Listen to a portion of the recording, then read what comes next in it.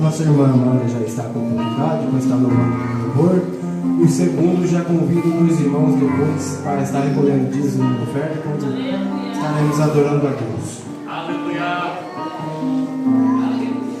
Glória a Deus. Glória a Deus. Cumprimento a amada igreja com a paz do Senhor Jesus. Amém? Amém. Para mim é motivo de grande alegria estar aqui nesta noite, adorando a Deus juntamente com os irmãos. Desde já quero agradecer o convite. Que Deus continue abençoando. Amém? Aleluia.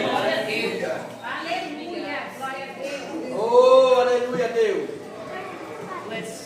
Aleluia.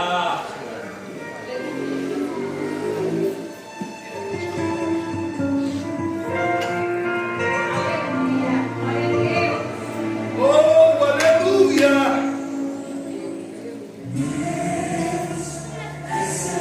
Tu és santo, Deus, em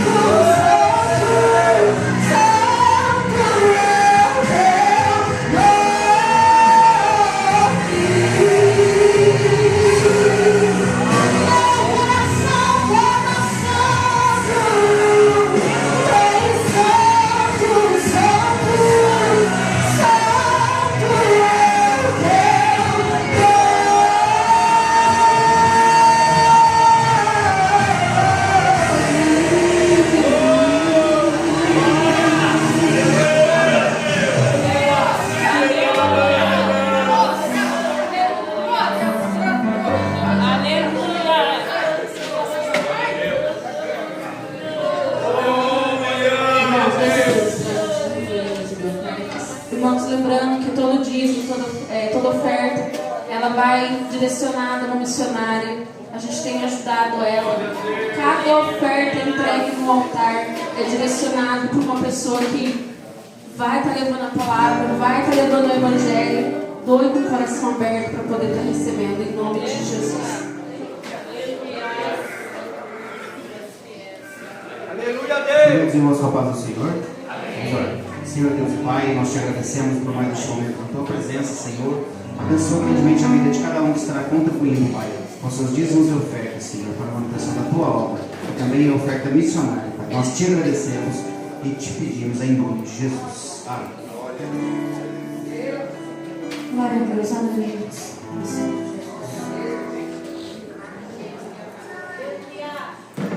Glória a Deus.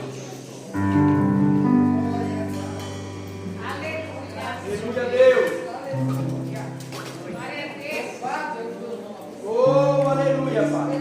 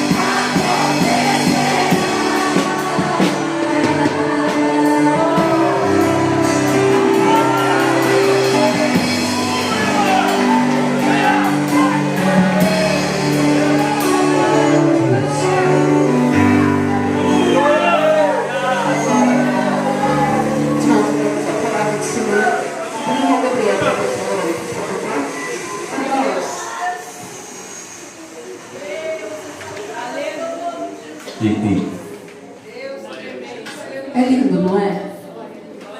E o preço pago? Enquanto a irmã louvava, o Senhor me perguntava: e o preço pago? Enquanto ela louvava, o preço pago. Nós queremos ser cheios, queremos estar cheios, queremos sentir, queremos louvar, mas cadê o preço pago? Quando nós estamos dispostos a pagar um preço? Quando nós estamos dispostos a dobrar os joelhos, a pagar o preço do Senhor? Quando nós estaremos na posição para o Senhor, para quando Ele vir? É lindo ouvir, é lindo, mas quando o Senhor me dizia: Gabriela, cadê o preço pago?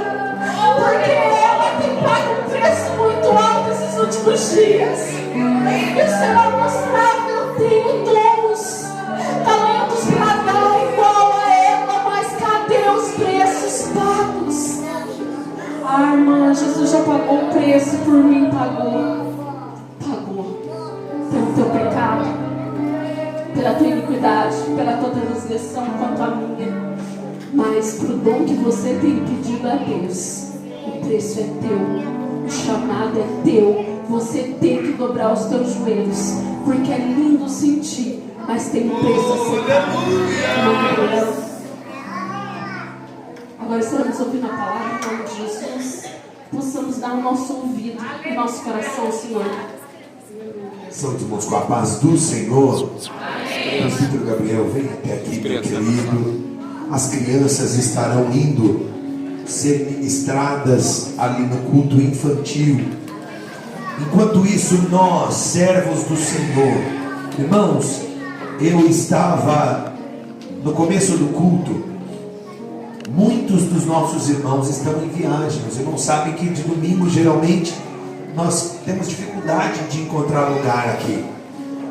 E eu olhei e falei: Senhor, mas por que vem hoje tão poucas pessoas?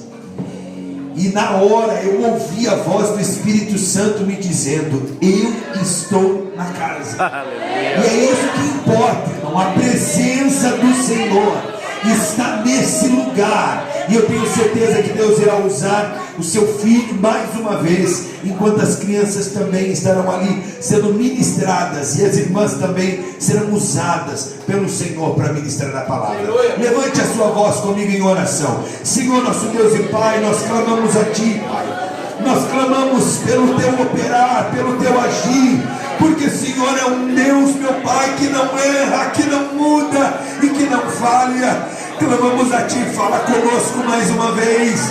Usa o Teu Filho, Senhor, para revelar à Tua igreja aquilo que nós precisamos ouvir, Pai. Clamamos pela vida das crianças que estarão ali sendo ministradas. Senhor, continua a falar conosco.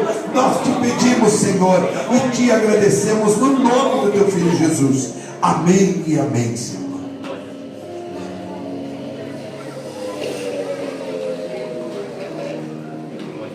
Tu és lindo, Jesus, aleluia. Amém.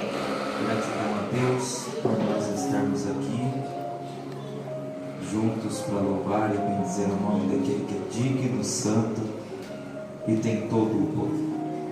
Queridos irmãos, você que trouxe um exemplar de sua Bíblia, primeiro livro dos Reis, capítulo de número 19 e o verso de número 8. Enquanto os irmãos localizam o seu texto, quero expressar minha gratidão aqui ao pastor desta casa, ao João, ao Gabriel. Que Deus continue abençoando esses irmãos. E quando eu cumprimento o pastor, eu estou cumprimentando a todos os obreiros e membros desta instituição. Quantos encontrarem pode dizer amém? Amém. Diz assim o texto bíblico: levantou-se, pois, e comeu, e bebeu, e com a força daquela comida, caminhou 40 dias e 40 noites até Horebe, o monte de Deus. E ali entrou numa caverna, e passou ali a noite. E eis que a palavra do Senhor veio a ele, e lhe disse: que fazes aqui, Elias? E ele disse: Tenho sido muito zeloso pelo Senhor, Deus dos exércitos, porque os filhos de Israel deixaram o teu concerto, derribaram os teus altares e mataram os teus profetas à espada. E eu fiquei só, e buscam a minha vida para me tirarem. E ele lhe disse: sai para fora e põe-te neste monte perante a face do Senhor.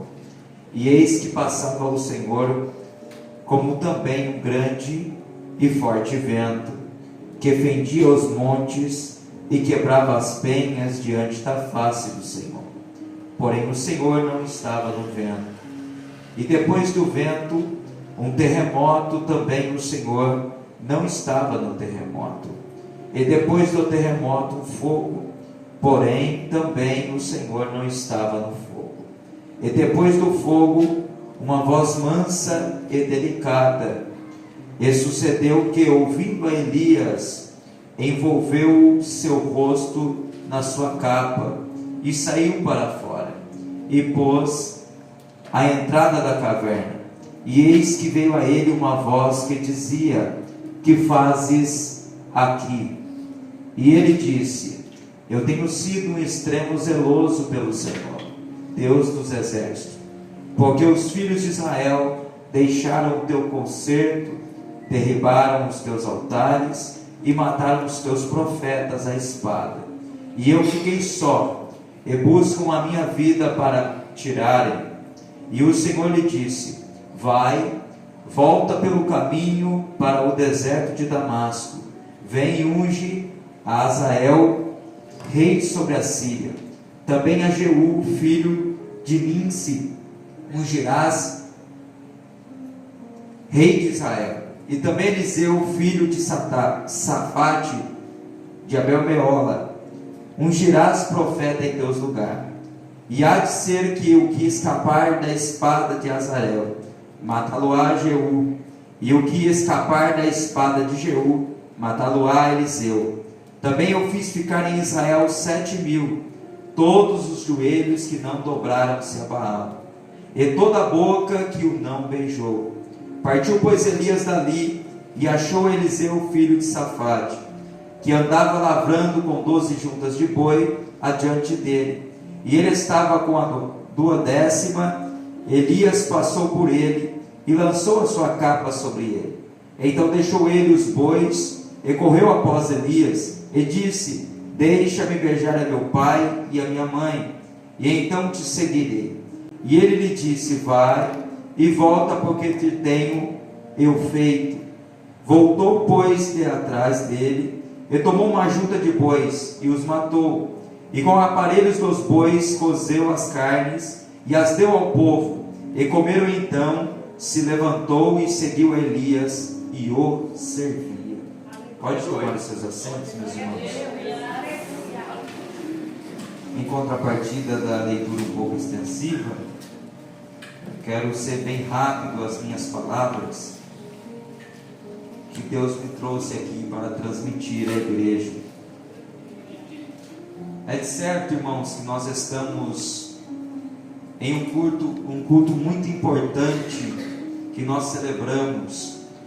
Se tem 2 cultos que fazem parte da nossa história, esse é o primeiro culto da ceia do Senhor, que faz nos lembrar do seu sacrifício, e o culto de missões, que nos dá sentido por estar aqui.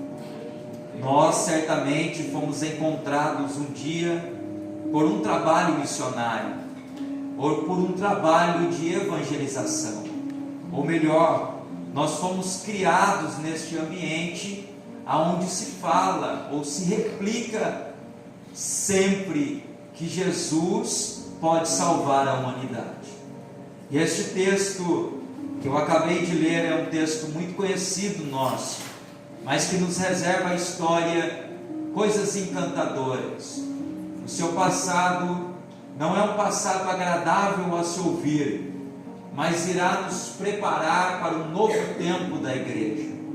É de certo, irmãos, que a história nos conta de que Deus instituiu o mundo, e levantou um homem chamado Adão, para que ele tivesse a diretriz de colocar nome aos animais, liberdade dentro de um jardim, e é de conhecimento de todos que no melhor ambiente possível, Adão ainda conseguiu errar pela sua natureza humana e pela astúcia daquele que quer derrubá-lo. Mas é também que conhecer de todos de que Deus não desiste de Adão, mesmo Adão errando. Quem conhece da Bíblia sabe de que Deus vai procurar Adão depois do erro.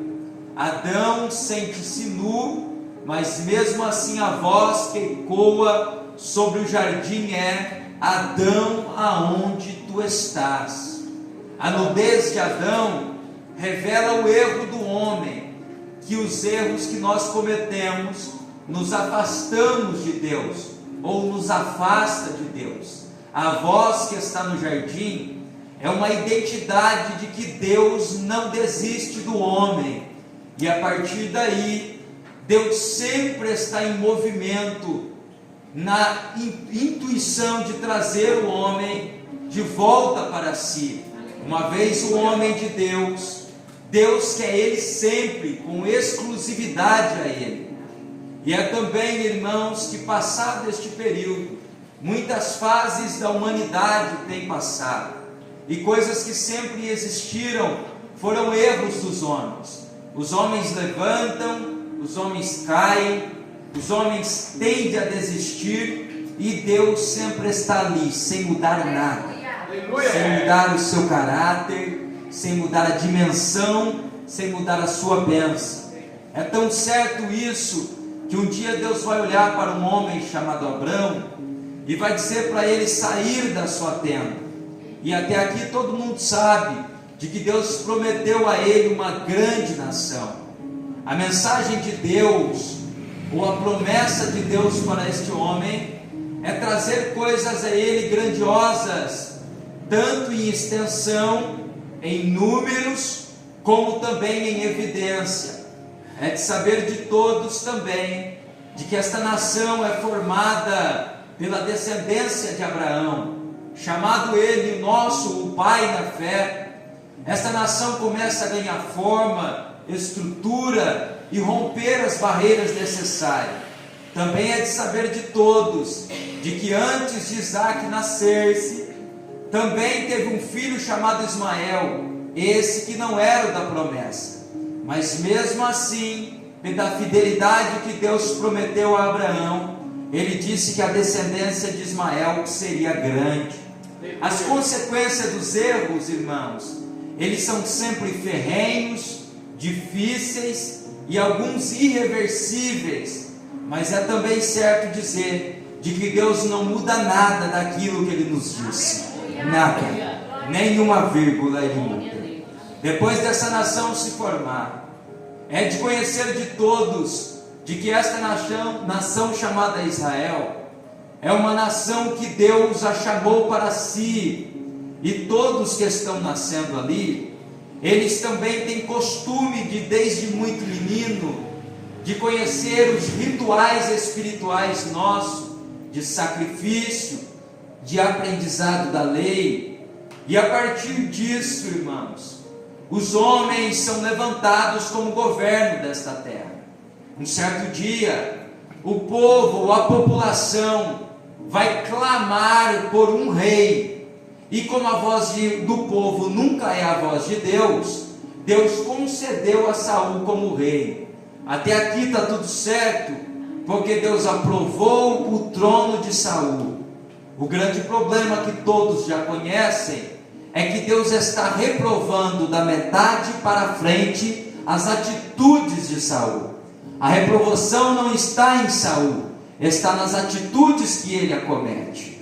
É de certo, irmãos, que nós costumeiramente achamos que a nossa voz, as nossas vontades, elas sempre prevalecerão diante aos propósitos que Deus tem para a humanidade. Eu digo isso, que a voz do povo não é a voz de Deus, porque sempre que o homem fala, Deus vai ao contrário do homem.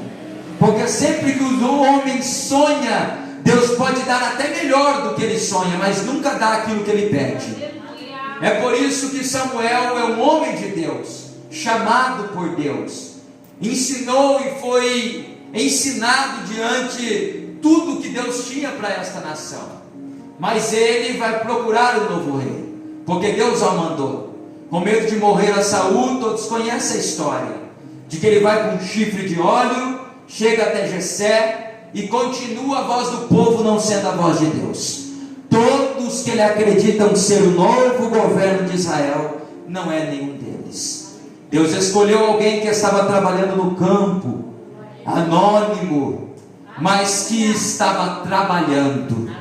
O primeiro sentimento que emprega-se dentro de nós, irmãos, obreiros, homens que confessam a Jesus como Salvador, é de que Deus não escolhe ninguém que não esteja trabalhando.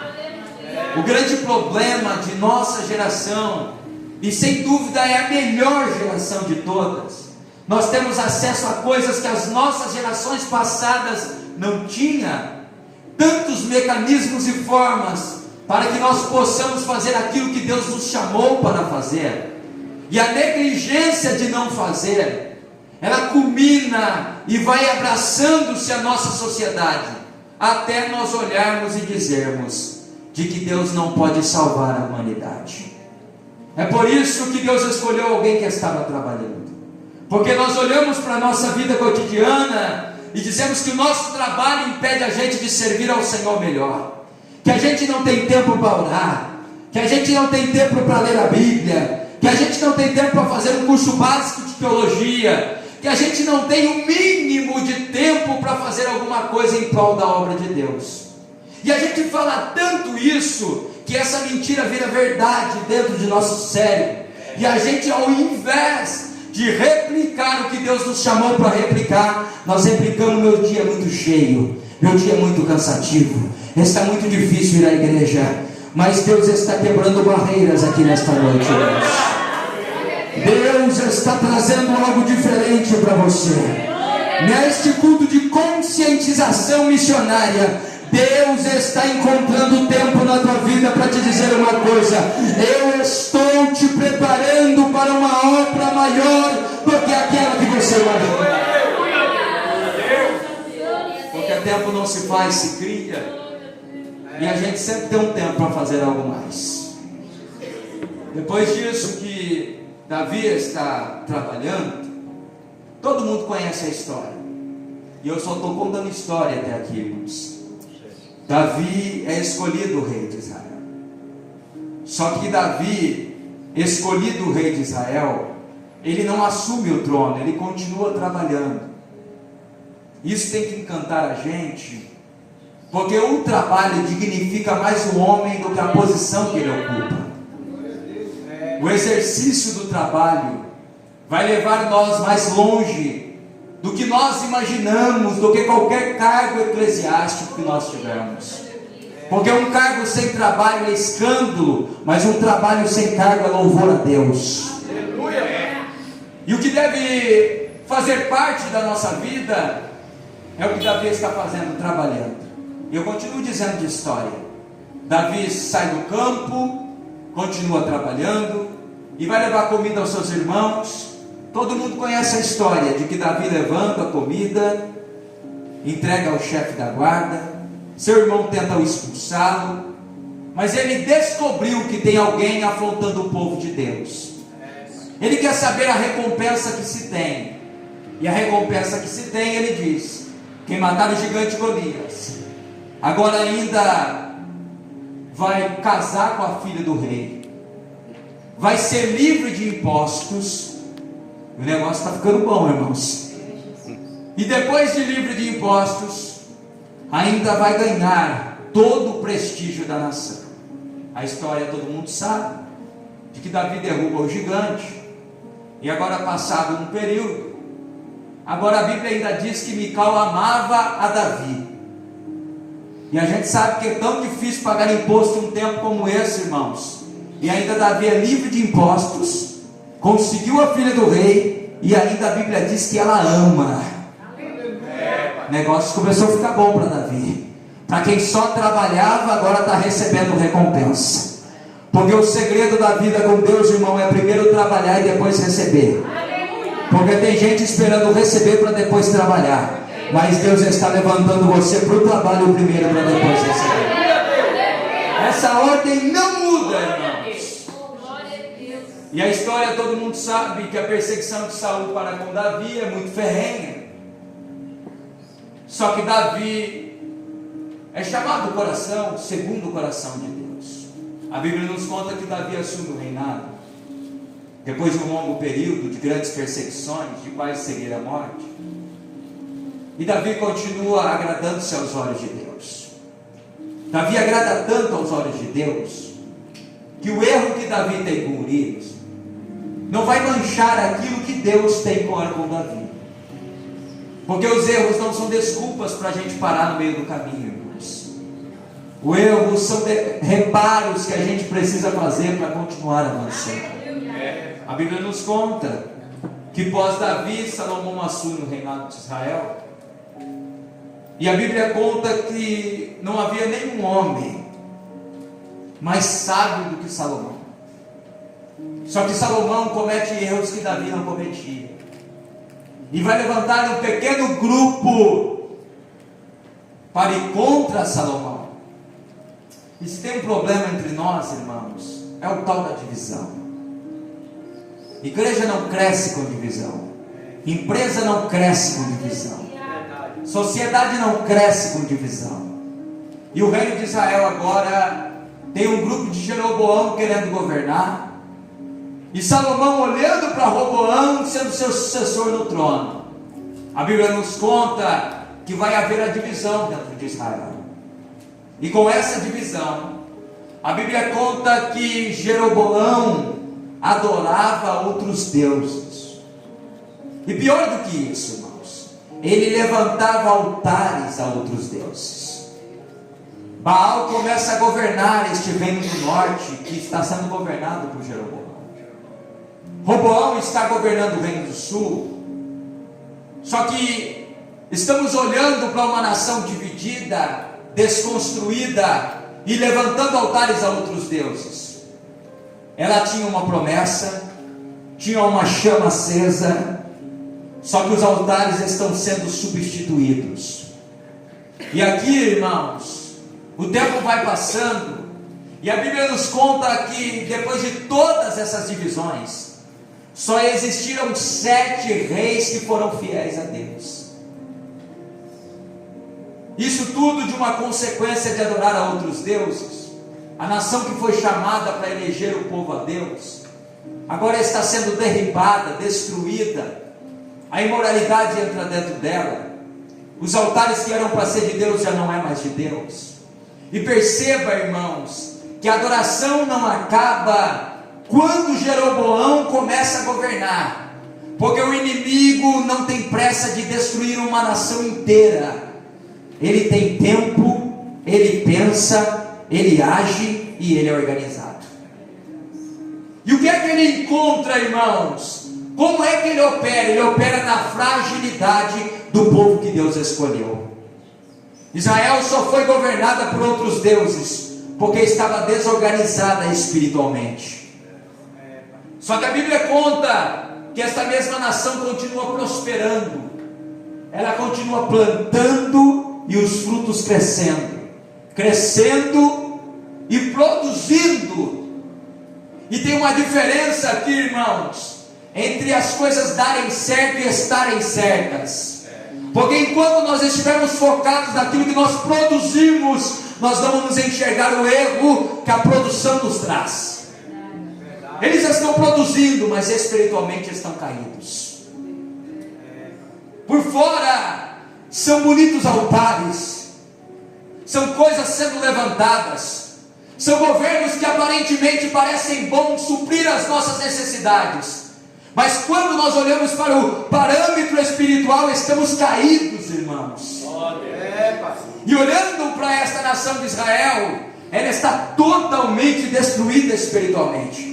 E à medida que o tempo vai passando, entram reinos, saem reinos, e eles começam a brigar entre si. As lutas pelo poder faz as pessoas dispersarem aquilo que é interessante, viável, para que nós olhemos para o lado espiritual.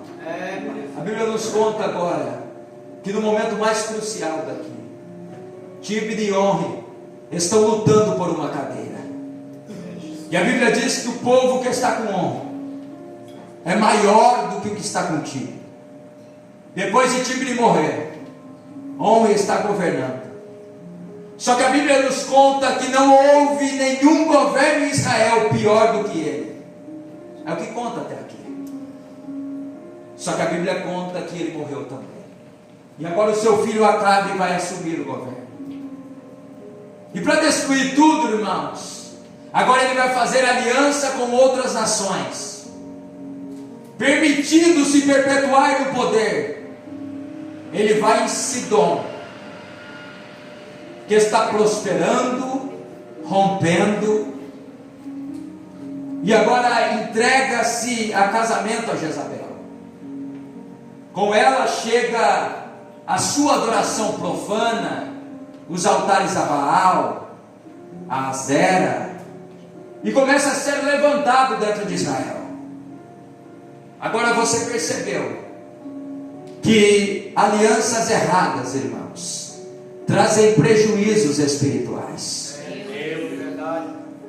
Existe um problema evidente dentro de Israel. Os reinos estão procurando alianças que não convém a fazer, irmãos, sempre do lado errado da história, irmãos. E agora Jezabel está entrando com sua cultura espiritual no local que era para ser o local da adoração. Só que diga para alguém aí, irmão, Deus deu uma resposta. Aleluia. Glória a Jesus. O momento que Jezabel começa a dominar esse espaço, a Bíblia nos conta que ela começa a perseguir e matar os profetas do Senhor. Só que Deus olhou para Gileade. Tinha um homem lá, irmãos. Ele ainda não era profeta, não tinha nome de profeta, não era da escola dos profetas, mas Deus escolheu a ele. E é aqui que eu preciso começar a pregar uma mensagem missionária ao seu coração. Porque a Bíblia não conta que ele escolheu dois, ele escolheu um homem, levantou um homem. E às vezes nós olhamos para o lado, irmãos, e acreditamos que precisamos de uma multidão para mudar a história de alguém. Mas são pequenos atos, pequenas mudanças que vão mudar uma cidade toda, que vão mudar um estado todo, que vão mudar um país todo. Eu não sei aonde Deus está te levantado como missionário nesta cidade, mas eu sei que Deus vai levantar missionários dentro da sua casa. Deus vai levantar missionários no quarteirão da tua casa. Deus vai levantar missionário nesta igreja. Deus vai levantar missionário nesta cidade. E Deus fará uma grande obra. Aleluia. Glória a Deus. Aleluia. Eu creio que está sendo levantado. Tu és fiel, Jesus. Aleluia. Aleluia.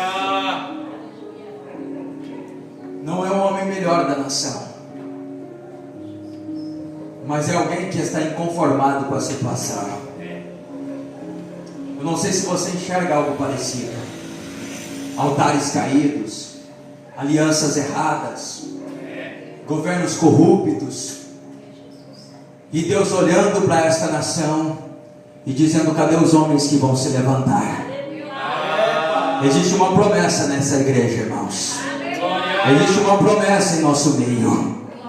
Enquanto tiver uma voz dentro da igreja, o inimigo não pode destruir a igreja, não pode parar uma igreja, ele não pode limitar uma igreja, ele não pode acorrentar uma igreja. Enquanto tiver uma voz de um justo, Deus fará efeito através da sua voz. Glória a Deus. Elias está pronto. Só que Elias não vai profetizar para qualquer um, irmãos. Elias vai profetizar contra Acabe e Jezabel. A fama é de que persegue e mata. E a mensagem de Elias é: não haverá chuva e nem orvalho sobre toda a terra, segundo a minha palavra. A resposta de Deus para Elias é a seguinte: Elias, põe-te em pé e desce até o ribeiro de Querite, porque eu já preparei os copos para que te dê pão e te dê carne, ou seja, para que te alimente. Aleluia. O que chama a atenção em Elias é que Elias desce, e depois de descer, todo mundo conhece a história. Elias come e Elias bebe do ribeiro. A segunda chamada de Deus é para o Elias que está acomodado com comida, com pão e com carne, com água do ribeiro, e o ribeiro se seca, irmãos, ou seca-se o ribeiro. E aí a mensagem de Deus é: levanta-te, desce até Serepta, que eu já preparei uma viúva para que te alimente. Isso me chama muita atenção, irmãos,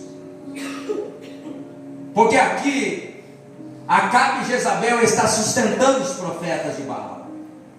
O palácio está sustentando os profetas falsos de Baal. Só que Elias é um único homem, e o seu sustento não vem do palácio. O seu sustento não vem dos manjares de Jezabel. O seu sustento não vem de Acabe. A Bíblia diz que os corvos desciam para alimentar ele com pão e com carne. E deixa eu liberar uma palavra profética para a tua vida, para você sair daqui cheio daquilo que Deus tem com você. É melhor ser sustentado pelos corvos que Deus mandou do que ser sustentado pelos manjares que o palácio nos apresenta. Porque o palácio pode falhar, pode faltar comida, pode a crise entrar lá dentro, mas o céu não falha. Deus não falha. Deixa eu liberar uma palavra de Deus para você, irmão. Enquanto você estiver em operação na obra que Deus te chamou, Deus está garantindo sustento para você, para a tua casa, para a tua família, para os seus. Eu estou profetizando e vou de novo, irmãos. É melhor ser sustentado por Deus, porque no pior dia Deus vai fazer jorrar comida do céu. Aleluia! Não tem crise que para quem opera na vida de Deus. Glória a Jesus. Eu não sei que jeito que você entrou aqui, irmãos. Eu não sei quantas dúvidas você tem para fazer o que Deus te chamou para fazer. Mas eu bem sei que tem um Deus para sustentar crente aqui. Eu sei que tem crente que está acostumado a sofrer. Tem gente que não está passando pelo deserto, ele já montou uma tenda no deserto, só está esperando Deus enviar socorro. Mas Deus está te dizendo: mesmo nesse deserto, nesta crise, nessa luta, eu vou fazer você prosperar. Por causa de uma promessa. Quem conhece de Bíblia sabe de que Isaac tinha uma promessa com Deus. Ele, na terra que Deus prometeu a ele, não tem água, não tem chuva, não consegue enxergar uma melhora. E ele olha para os inimigos, irmãos, que estão no Egito, e o Rio Nilo passa ao meio, e eles estão produzindo, eles estão vendo água, eles estão prosperando. E Isaac, por não acreditar naquilo que Deus o chamou, ele olha para o Egito querendo descer para lá, e Deus brada do céu dizendo: fica nessa terra. Ele olha e diz: Senhor, mas aqui no Egito, aqui os especialistas já cavaram poços por todos os lados e não encontram água, e lá no Egito tem o Rio Nilo que passa no meio. E Deus diz para ele: fica nessa terra. Quem conhece sabe de que a Bíblia diz que naquele mesmo ano Isaac colheu 100 vezes mais. Eu quero profetizar para quem tem mão para levantar e boca para adorar. Deus está te dizendo nesta noite: enquanto você trabalha na minha obra, enquanto você abraça esta causa, vou eu prosperar em você no deserto, fora do deserto, na tua casa, no teu trabalho, e aonde quer que você vá, eu vou te acompanhar.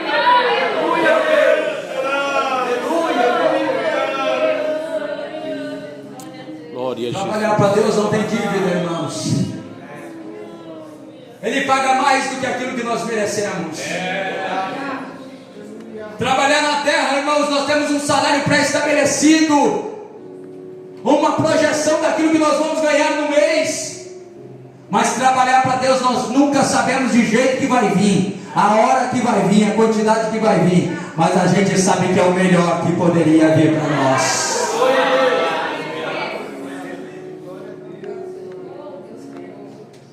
Depois disso, irmãos, Elias desce até Serepta, e todo mundo conhece a história.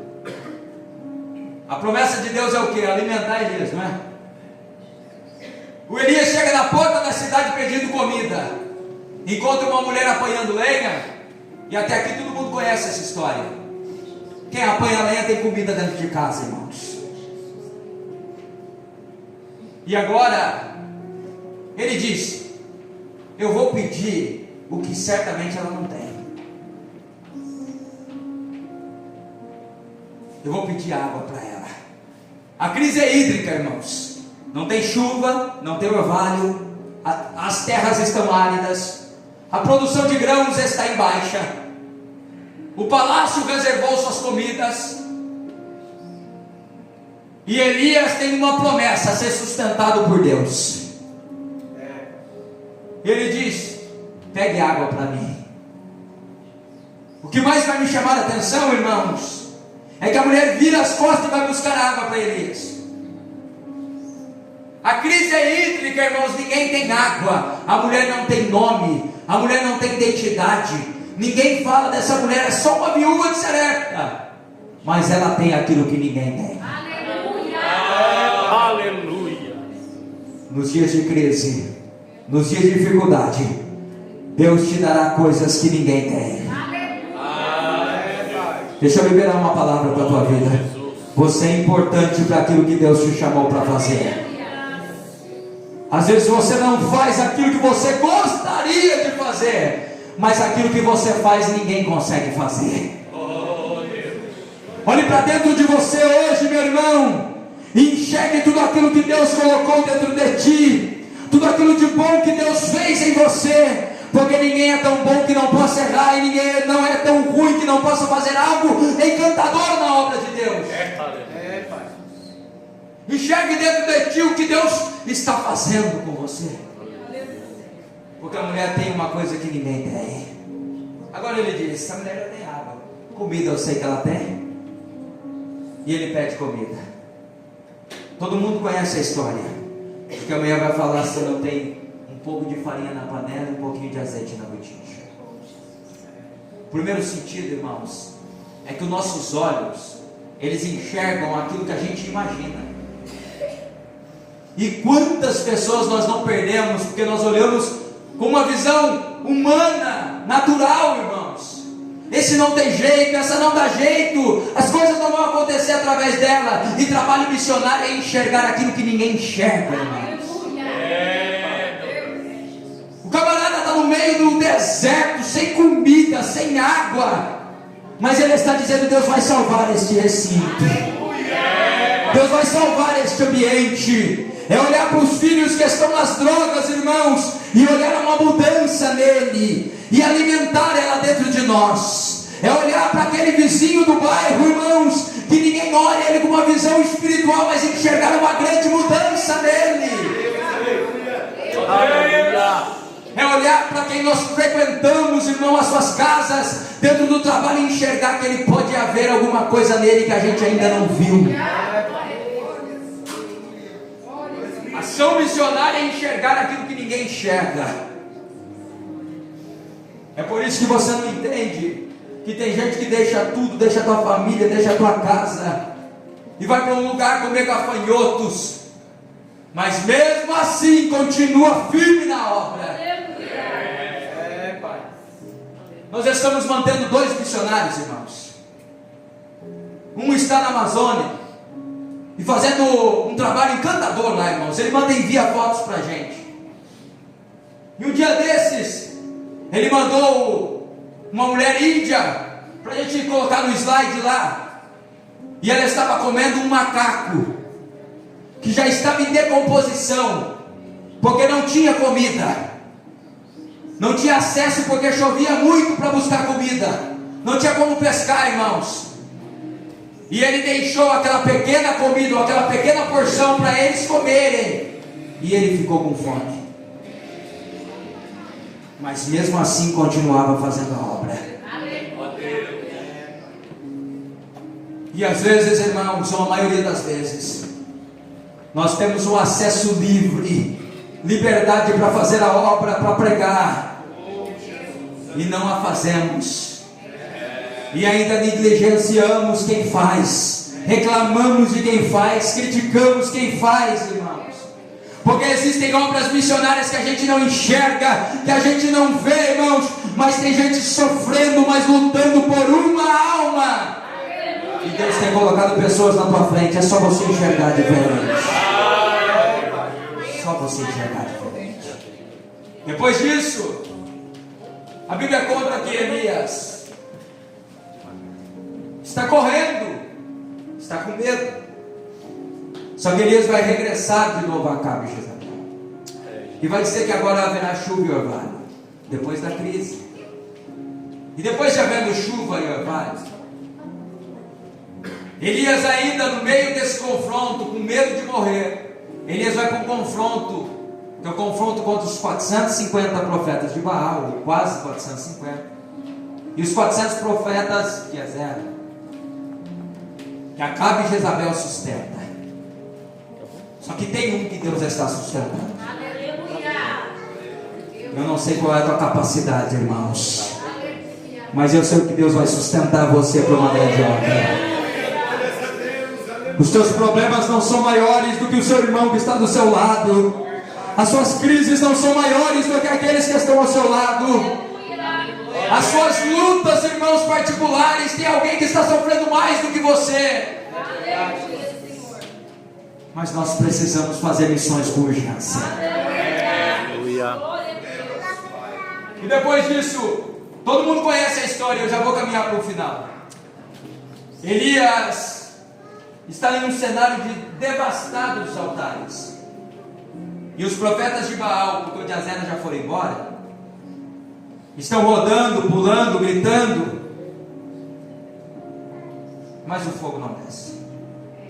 Elias Elias pega 12 pedras, que simbolizam as 12 tribos de Israel, os 12 filhos de Jacó, e levanta um altar, que simboliza a união de uma nação dividida. E o primeiro sentimento para fazer um trabalho missionário, irmãos, é união. Juntou 12 pedras e levantou um altar. A Bíblia diz que ele reparou o altar. Ele fez uma cava rasa em volta, a medida de 2 sementes. Desceu água com jarro, colocou a madeira, colocou o bovino cortado em cima do altar. E só depois de tudo isso, desceu o fogo do céu. É porque a gente canta que quer fogo, a gente prega que quer fogo, mas primeiro a gente precisa unir o altar. O segundo ponto, irmãos, é cavar em volta do altar. Isso fala de firmeza. Isso fala de marcar um espaço que é nosso, irmão, o altar. O segundo ponto, irmãos, é a lenha, trazer lenha para o culto, irmão. Culto sem lenha não tem jeito.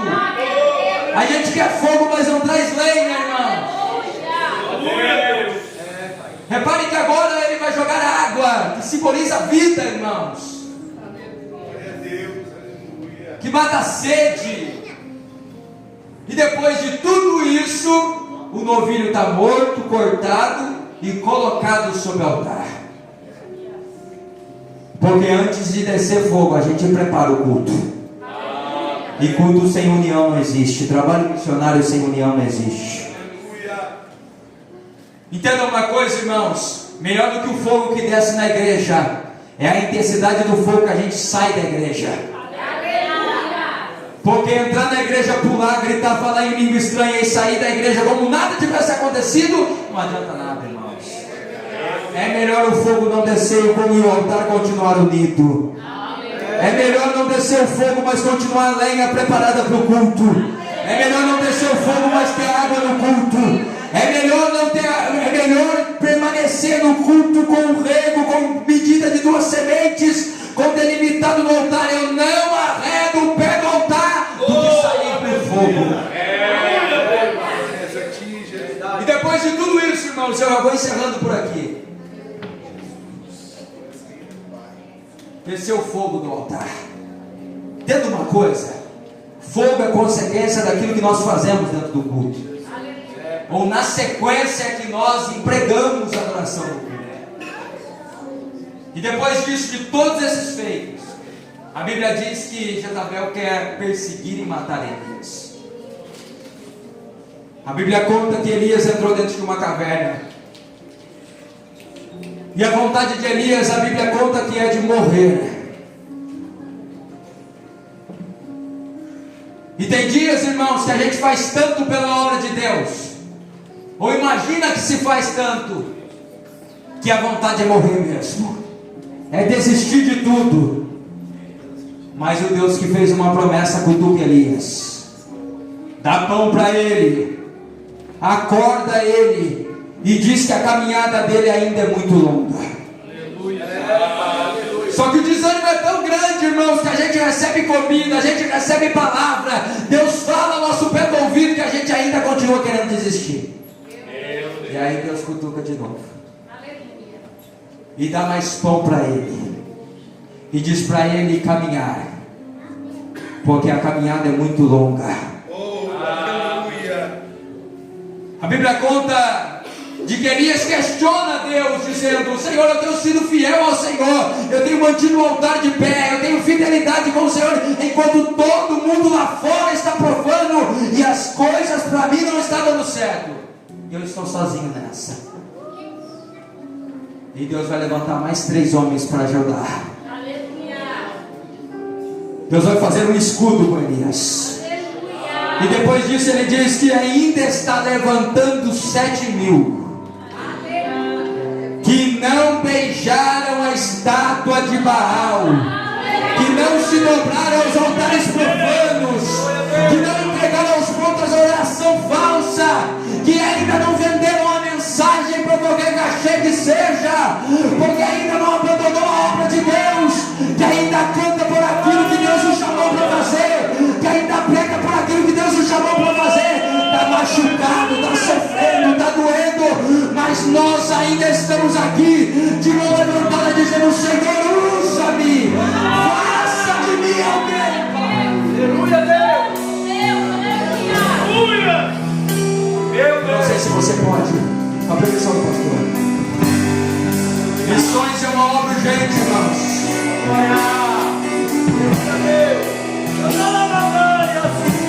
Eu quero dizer para você que a partir desta noite, reconhece que Deus pode fazer uma grande mudança nesta cidade, que Deus fará as tendas tão alargadas desta igreja e não caberão mais pessoas, porque se cada um aqui promover mais um em missões, não vai caber mais gente aqui dentro. Eu quero te dizer no pé deste altar, irmãos, quem arde no teu coração a fazer missões, mesmo que ela doa, mesmo que a perseguição chegue, venha até o pé deste altar e orar por Deus.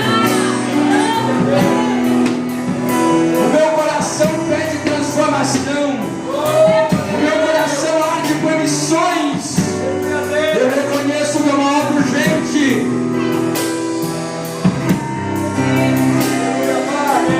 Eu escolhi esta mensagem, irmão, porque Elias era um homem comum. Elias não só como os discípulos de Jesus, que Jesus chamou ele para esta obra. Não, ele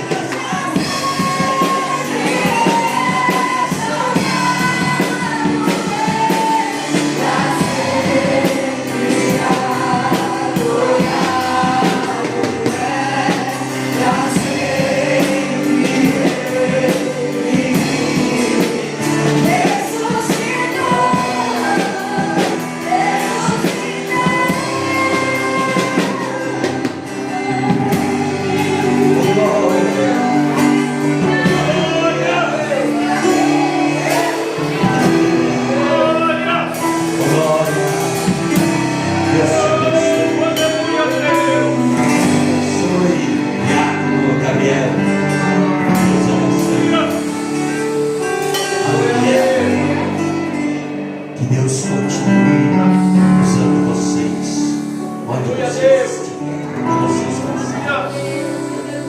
Aleluia. Você nessa noite foi ministrado pela palavra de Jesus. Deus falou no meu coração. Aleluia. Que sejamos missionários. Aleluia. Eu estava aqui ouvindo a palavra de Deus, o Espírito Santo ministrando no meu coração. E eu orava ao Senhor e dizia: Senhor, me dê amor pelas almas. Me dê amor pelas almas. A igreja que não tem amor pelas almas não é igreja, ela pode ser qualquer. Ela pode ser qualquer ajuntamento, mas ela não é igreja. Que você possa pedir ao teu coração, à tua vida, amor pelas almas. Quando você dobrar o teu joelho na tua casa, lá no teu quarto, você possa pedir salvação de almas.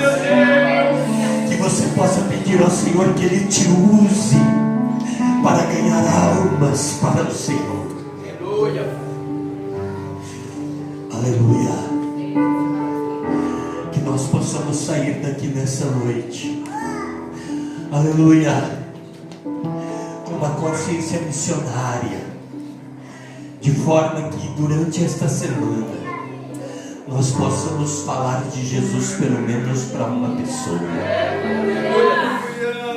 Pelo menos para uma pessoa. Que você possa fazer um convite pelo menos para uma pessoa estar aqui, aleluia, no nosso meio, para ouvir a palavra de Deus e ser alcançado pela sua graça. Amém, amados? Amém. Deus abençoe a todos, amados irmãos. Deus abençoe a tua vida. Deus abençoe a tua semana. Deus abençoe a tua casa. Deus abençoe a tua família. Deus abençoe os teus pés, as tuas mãos. Deus abençoe o teu coração, a tua alma, todo o teu ser, para que durante esta semana você seja uma tocha na presença de Deus, um vaso nas mãos do Senhor, para levar a sua palavra, para levar a mensagem de salvação para aquele que ainda não foi alcançado. Aleluia. Deus te abençoe em nome de Jesus. Sente só um segundinho, nós já estaremos terminando. Mais uma vez queremos agradecer aos nossos amados irmãos. Deus abençoe.